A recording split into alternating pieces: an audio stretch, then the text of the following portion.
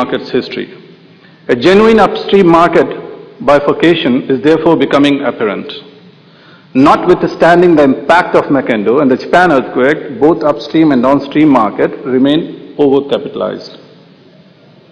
Furthermore, a new series of energy losses are also contributing to the brake on any market softening, at least in the short term. So in the meantime, the statistics continue to point to overall profitability in both markets. Then again, we are in the region and we have been observing as ship owners or from that community, piracy continues to be a huge concern for all of us, spreading from the Gulf of Aden into the Indian Oceans. Claims arising from piracy have exceeded more than $300 million, and it is hard to see any solution in the short term. Meanwhile, the additional cover and support provided by a kidnap and ransom policy, which is KNR, has resulted in policy being expensive to those who have elected to purchase such policy, because everyone is not taking that option. The increase in sanctions against countries such as Iran. Already there was a US sanction, UN sanction. There is a European sanction which just came recently last year, has brought new challenges in 2010. Underwriters and brokers are constantly working to ensure they remain compliant within the various different sanction regime. The European Union's latest sanction directive is due to be ratified, and while its impact on insurers is not yet clear, anyone even considering ways in which sanctions could be avoided may be prosecuted under the anti-avoidance clause. As profit margins continue to be squeezed, we foresee increased divergence between those underwriters who are looking to build or expand their accounts and those who may become increasingly defensive or selective. This means a marketplace where it will be essential to employ a sound broker. These are 10 most expensive earthquake in history pre-Japan, and if you see the figures in 94, California, Northridge, the losses in billions US dollar, you can see 44 billion, and then the insured loss which was covered was 15.3. If you see again in New Zealand this year, 20 US dollar. If you see all these figures, the most expensive, if you see, in all this history, what you have seen that, with the upper end of the insured loss estimates, currently standing at approximately USD 35 billion. The recent earthquake and subsequent tsunami is very likely to prove the costliest in the insurance market history. But what will be its long-term effect on the global insurance energy market? This is the statement coming from Munich Re. Because no one still has got to the bottom of the pit. It will take some time. Now, the 10 most expensive operator extra expenses losses in history. If you see overall, the Gulf of Mexico, which last year climbs very high, and that now, up till now, the losses which Mackendo loss of April 20 dwarfs all the other losses in the energy loss database. Even on an inflation-adjusted basis, IAB, but one lessons have been learning in its immediate aftermath. This is again the statement from Willis. So we are talking about Japan quake. Let's recap. After Japan quake, what next with the energy insurance market? What we see? What will be the effect? Is it a matter of concern? Concern for whom? For the insurance industry, or for the consumer, or for the asset owners? We all know that the catastrophe caused by the recent Japanese earthquake and tsunami, which has brought enormous tragic loss to life and almost incomprehensible destruction of assets, our first thought will be, what next for the insurance market?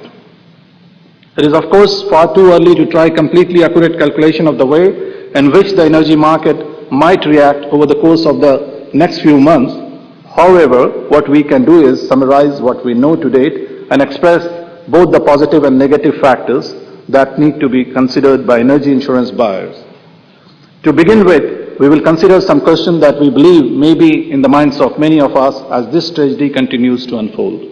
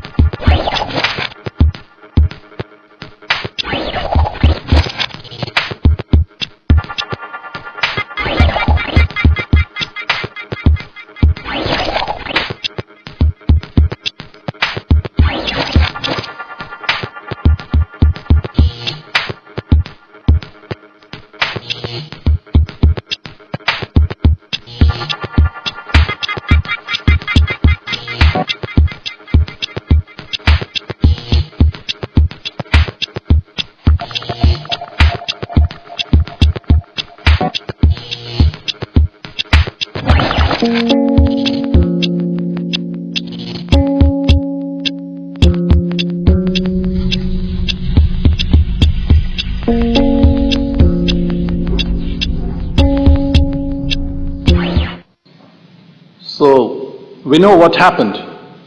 I already covered that an earthquake with the magnitude of 9 on seismic scale, which never came or never been observed, we have witnessed, and the epicenter was in offshore and which was close to Tokyo, which is almost 340 kilometers or 347 kilometers from Tokyo.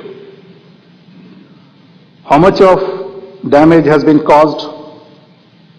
So far, a rough estimate which has been calculated and which came from the Japanese government is almost 1 trillion.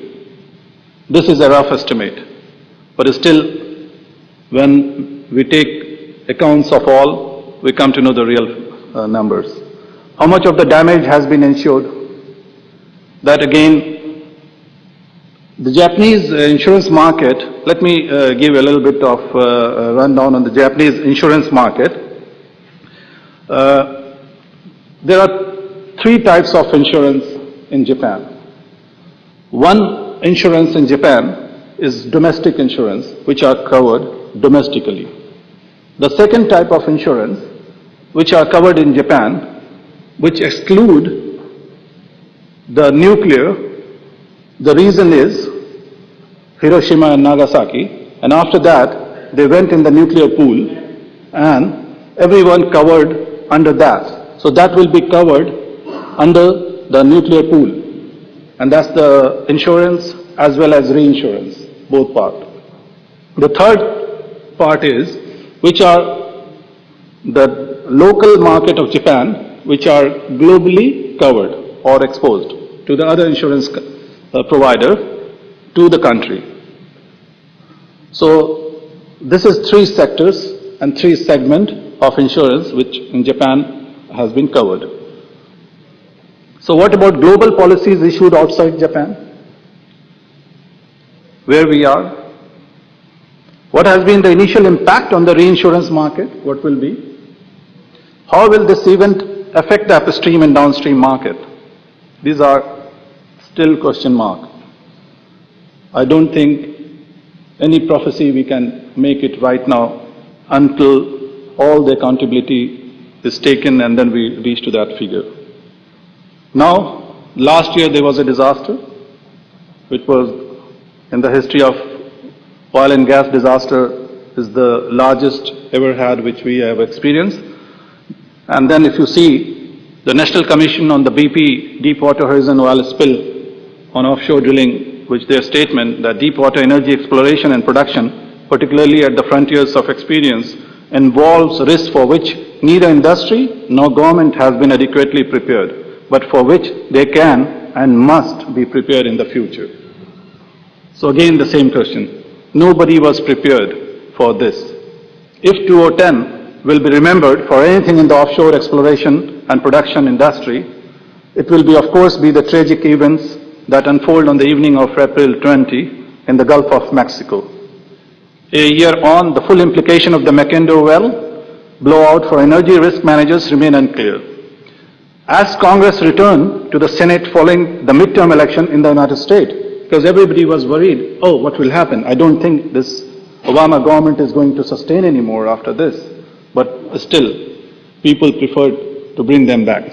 However, on one thing risk managers, brokers and insurers alike are in full agreement. The marine liability underwriting environment, most specifically for pollution from well risk, has been fundamentally misused, or I should say almost certainly permanently misused. So now, let's cover both streams. Energy upstream, what is the